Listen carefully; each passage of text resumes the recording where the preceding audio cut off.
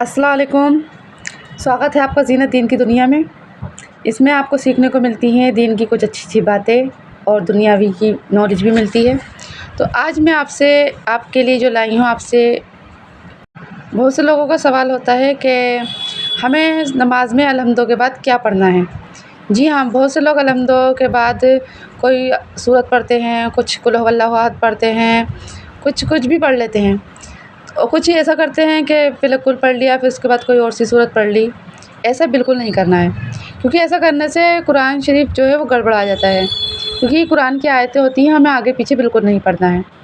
हमें कुरान की आयतें जिस तरह से स्टार्ट होती हैं, जो पहले है उसको पहले पढ़ना है और जो बाद में आती हैं उसे बाद में पढ़ना है। ऐसा नहीं है कि आगे पीछे कुछ पढ़ लें।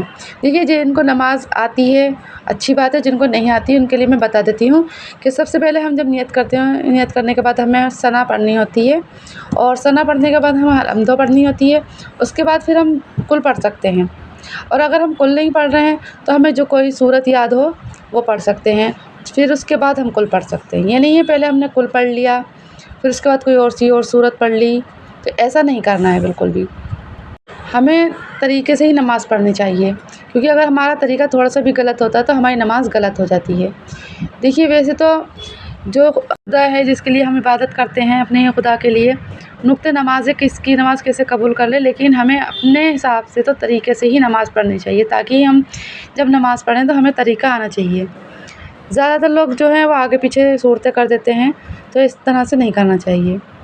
बस हमें ज़्यादातर लोग ऐसी नमाज़ पढ़ते हैं कि अलहम्दो पढ़ी, सना पढ़ी और कुल पढ़ लिया, तो इस तरह से पढ़ सकते हैं। और लेकिन जिनको नहीं आती, जैसे 4 फ़र्ज़ों की हमने नियत की, फिर उसमें हमने पहली रकात में पहला कुल पढ़ लिया, दूसरी रकात में दूसरा कुल पढ़ लिया, तीसरी रकात में तीसरा कुल, चौथी रकात में चौथा कुल, इस तरह से भी हम पढ़ सकते हैं।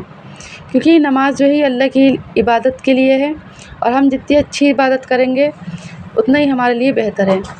पता नहीं किसकी नमाज़ अल्लाह कबूल कर ले और किसकी नहीं, ये अल्लाह के सिवा कोई नहीं जानता।